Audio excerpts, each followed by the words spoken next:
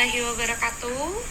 Kami dari kelompok 9 dengan anggota Anggi Verita Oktaviani Silalahi NIM 4231250026 dan Azara Amelia NIM 4233250004. Adapun di video kali ini kami ingin mensimulasikan serangan distributed denial of service atau biasa kita bilang DDoS dan analisis dampaknya dengan dosen pengampu kami Bapak Dedi Kiswanto Eskom Mkom di dalam mata kuliah keamanan jaringan dan data.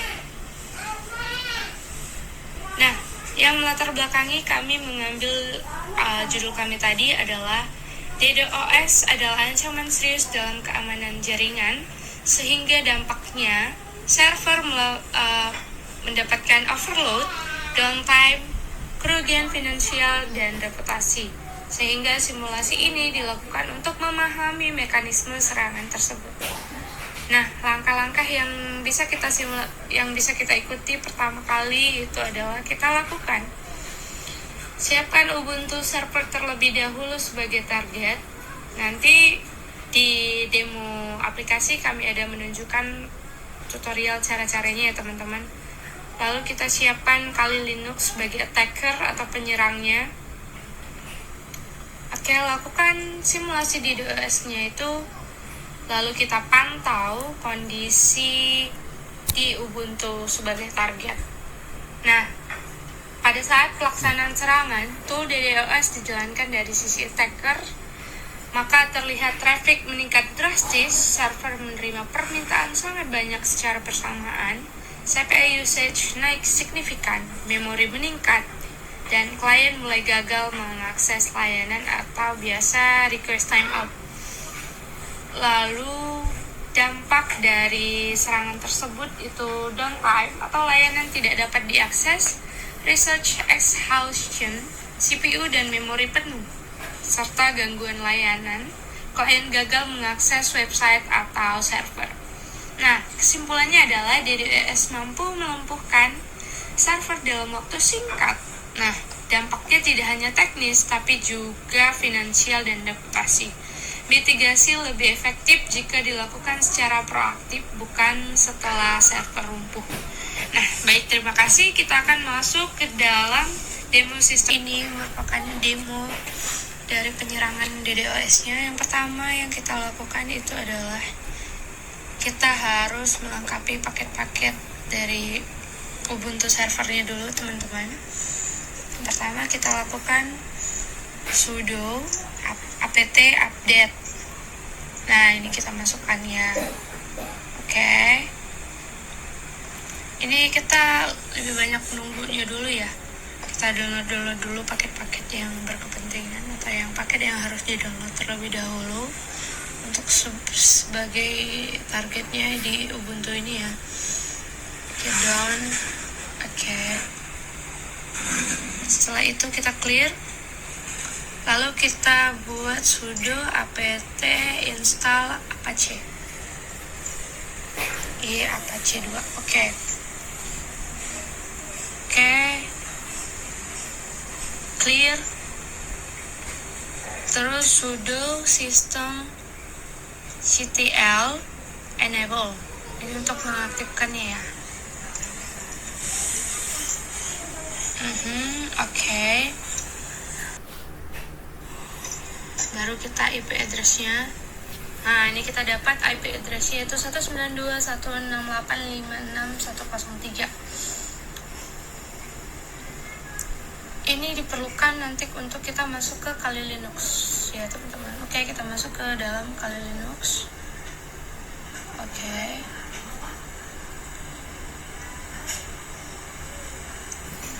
Nah, dari Kali Linux ini juga sama ya, kita harus daftar dulu, kita harus masuk kayak ya sudo apt update. Nah, kita tunggu kayak yang di Ubuntu tadi. Clear, sudo apt install apache 2. Oke, nih pokoknya teman-teman ikutin ya langkah-langkahnya kalau mau coba langsung di rumah. Tapi hati-hati Diharapkan teman-teman sekalian memiliki etika dalam cyber security. Oke, kita masuk lagi. Ini dia tadi gunanya IP address yang tadi kita dapatkan di dalam Ubuntu server tadi ya teman-teman. Oke. Kita clear dulu yang di sini. Oke. Kita masuk ke Kali Linuxnya lagi tadi.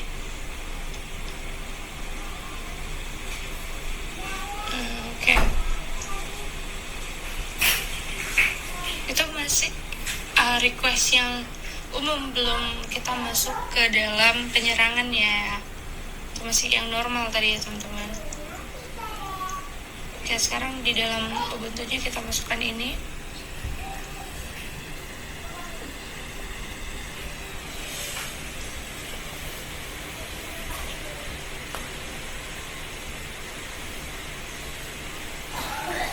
Oke, clear dulu ya. Tuh, lihat. Wow, pesan-pesan yang diterima mulai banyak ya.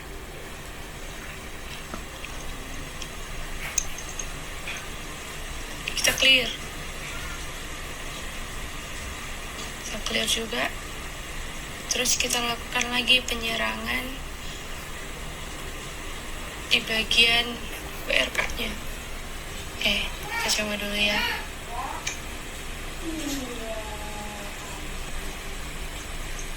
Oke. Boom. Wah.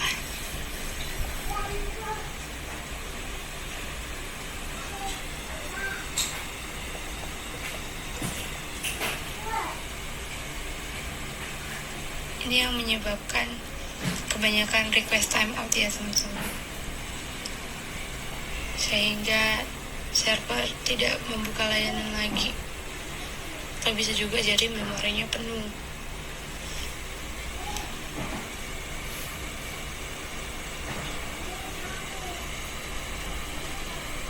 Dia melemahkan si target dengan cara seperti itu.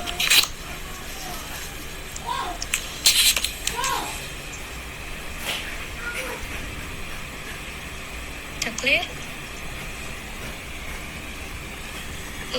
Lalu kita coba bagian topnya ya.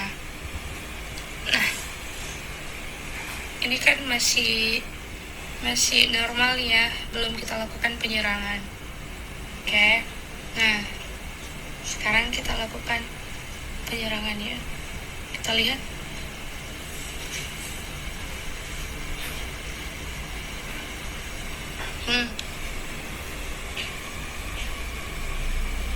Lihat, dia langsung signifikan, langsung tinggi permintaannya langsung. Tuh.